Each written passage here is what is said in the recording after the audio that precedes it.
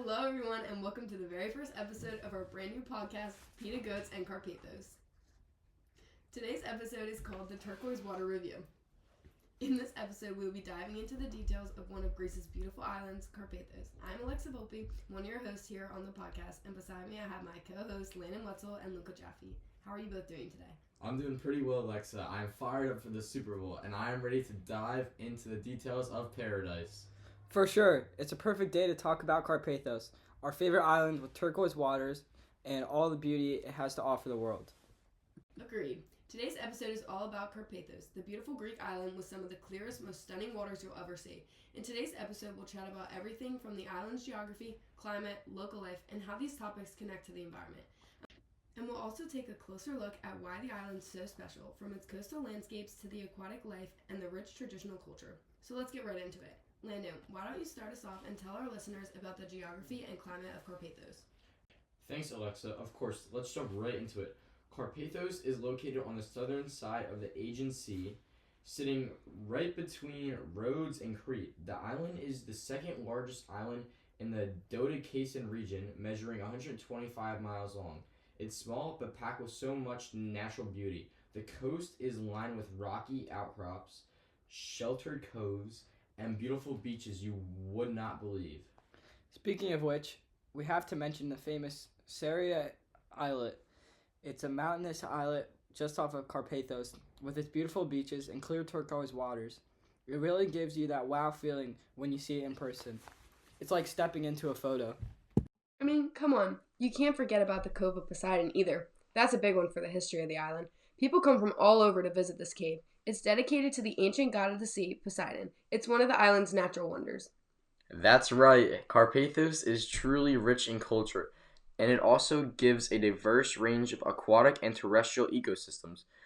You've got Mediterranean forests and scrublands, plus coastal scrub areas where saltwater constantly shapes the landscape.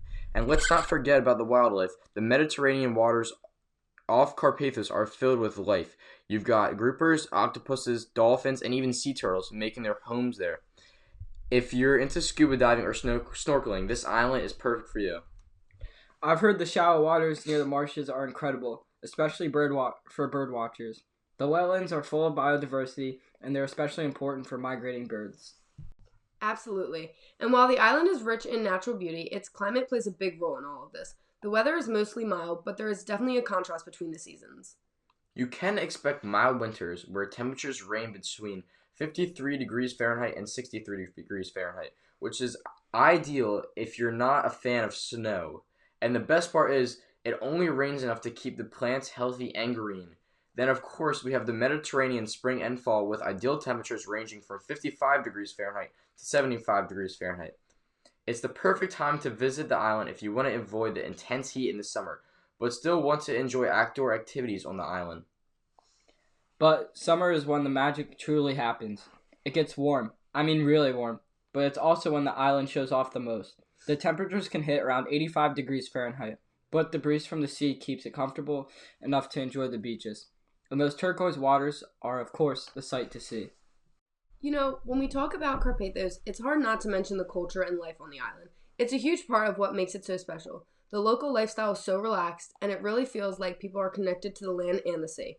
Life moves at its own pace for residents and even visitors, too. Totally. Most people around here start their day early, around 6:30 a.m.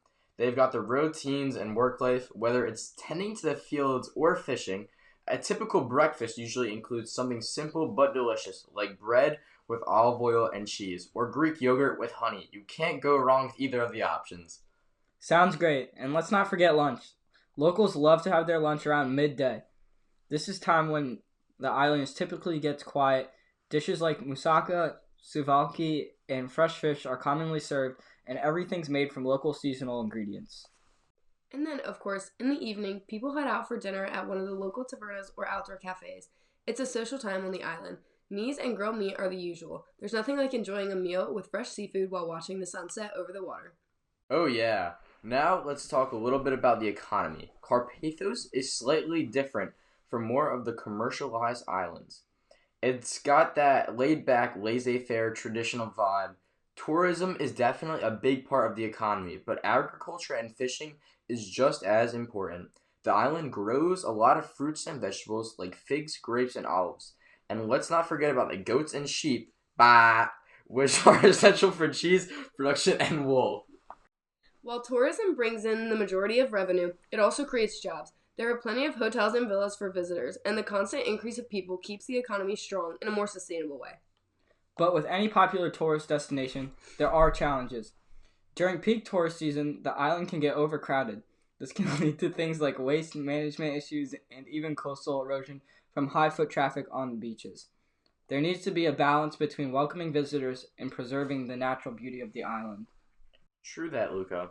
And with the environmental impact of tourism, local efforts are focusing on protecting the island's more sensitive areas. In fact, the northern part of Karpathos has been designed as a protected ecological zone since 2009 to help maintain its biodiversity. It's so great that they're taking steps to keep Karpathos beautiful for generations to come, even as tourism increases. The local community really values their environment, and you see that in their daily life and commitment to sustainability. Now, Luca, why don't you explain to the listeners the abiotic factors of intertidal zones in Karpathos? Sure, Alexa. The Mediterranean Sea has relatively small tidal ranges compared to the oceans, but waves play a huge role in shaping intertidal habitats. The salinity in coastal waters in Karpathos is relatively high, ranging around 37 to 39 PSU. PSU is practical salinity units for anyone wondering. This affects marine organisms' distribution. Water temperatures range from 22 to 28 degrees Celsius in summer and can get down to 12 to 16 degrees Celsius in the winter. There's also strong UV radiation that can lead to tide pools struggling to stay around too long, often evaporating early. Additionally, the water movements keep intertidal zones well oxygenated. There are also plenty of biotic factors as well. For example, macroalgae species like Ulva, which are sea lettuce, they provide food and shelter. There are also many herbivores. These grazers include limpets, sea urchins, and periwinkles that feed on algae. Filter feeders are another example of biotic factors. These are mussel, barnacles, and sponges which take plankton out of the water. Wow, this island is truly something else. It has so much to offer for everyone. Karpathos may be small, but it's big on charm. From the turquoise waters to the rich culture and traditional way of life, this island is truly a gem in the Asian Sea. I couldn't agree more. Whether you're here for the sun, the food, or the laid-back island vibe, there is something for everyone. Well, that just about wraps up today's episode of Pita Goats and Karpathos. We hope that you enjoyed this deep dive into the turquoise beauty of Karpathos. Be sure to follow us on Spotify, Apple Music, or wherever you get your podcasts. Thanks everyone for tuning in. Stay tuned for next week's episode, but in the meantime, stay relaxed, stay curious, and don't forget to enjoy some pita along the way. And go birds!